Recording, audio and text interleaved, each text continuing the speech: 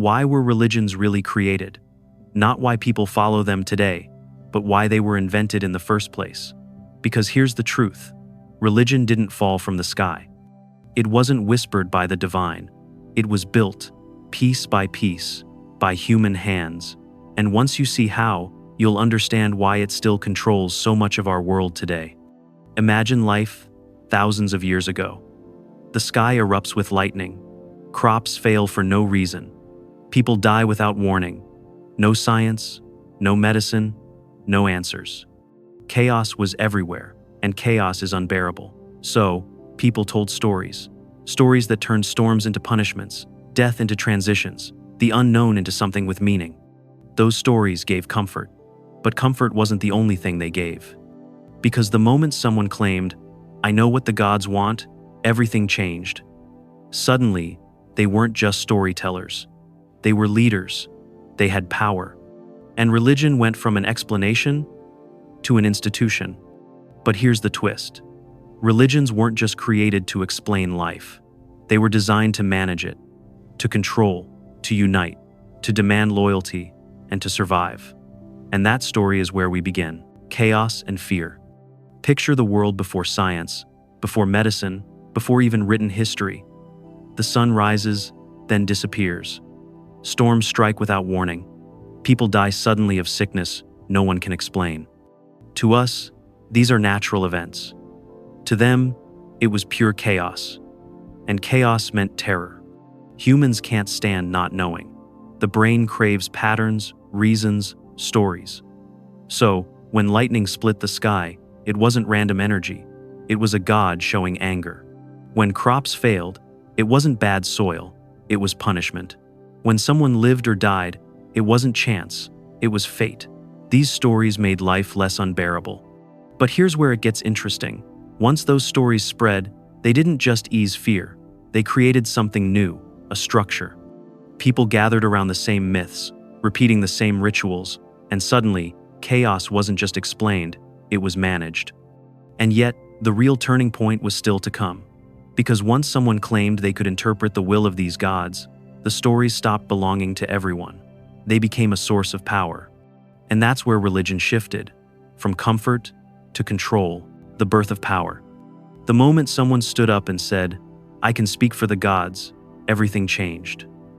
Suddenly, they weren't just a villager with stories. They became a priest, a shaman, a prophet. And in a world full of uncertainty, people listened. Think about it. If someone claims they know why the rains failed, why the hunt went badly, or what the gods demand, who dares to argue? If the gods are invisible, then only the chosen few can claim to hear them.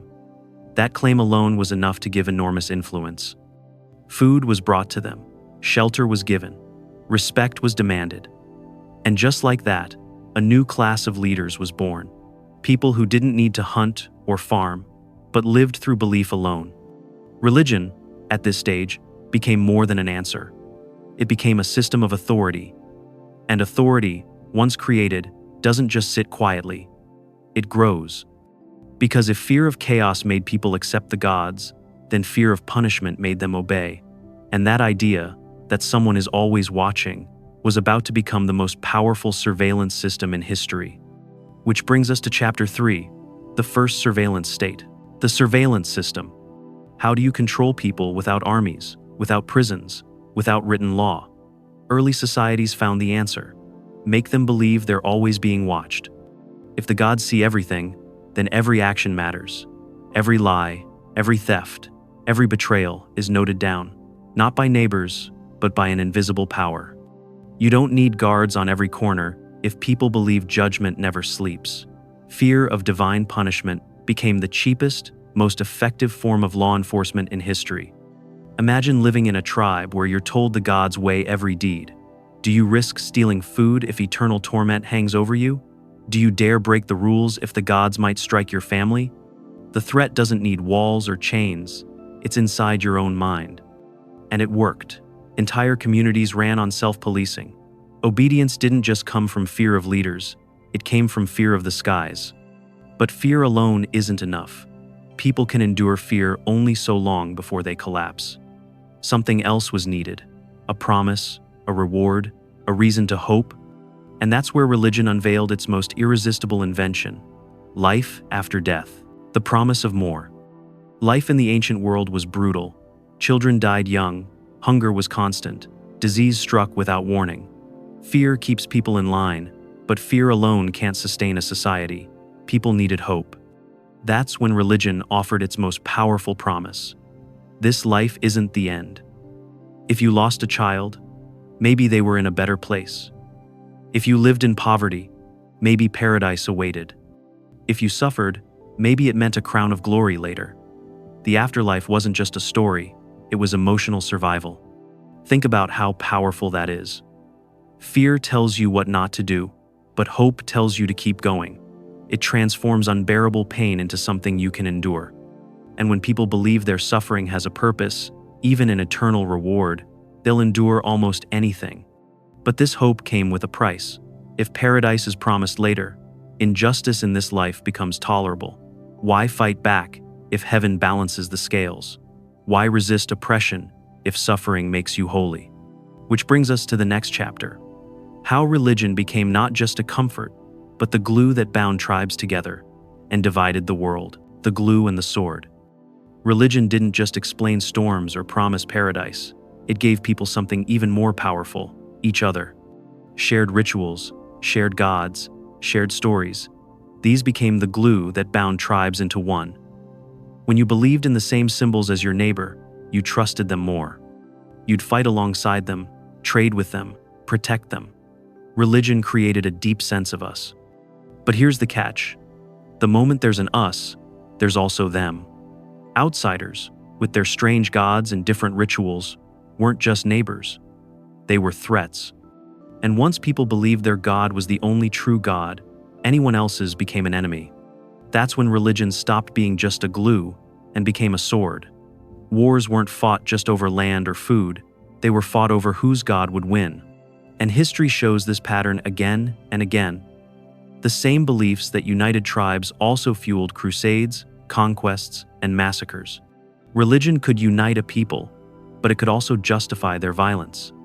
Which raises a haunting question. Why were people so willing to kill for belief? The answer lies in one of our deepest human weaknesses: our addiction to certainty. The addiction to certainty. Human beings hate uncertainty. We want answers, even if they're wrong, more than we want to sit in the unknown.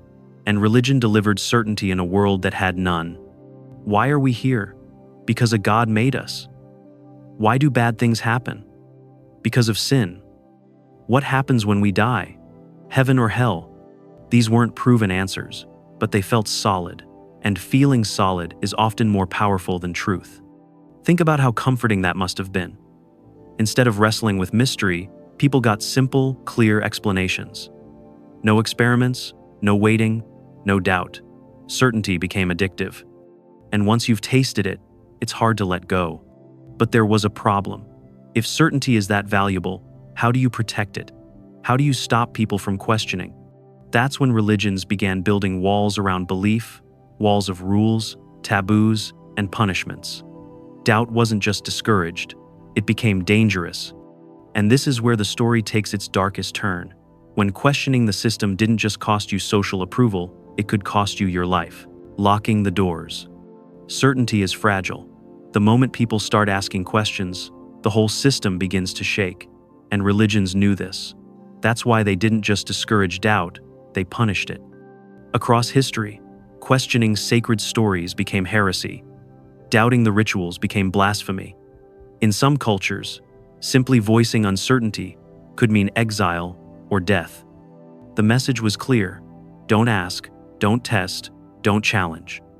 And this worked on a psychological level too. If you were taught from childhood that even your thoughts could be sinful, doubt wasn't just risky, it was terrifying. People learned to police not only their actions, but their own minds. That's control at its most intimate level. But here's the paradox. The more religions locked down their systems, the more they had to adapt to survive, because the world was changing. Science advanced, societies evolved, and stories that once explained the world started to crack. So how did religions manage to survive all that? They evolved. They reshaped themselves. They borrowed from the very cultures they conquered. Which brings us to the next chapter: how religion became one of the most adaptable systems humanity has ever created. Adaptation and survival. If religions had stayed the same, they would have died out long ago. But they didn't. They evolved. When old gods stopped making sense, new ones appeared.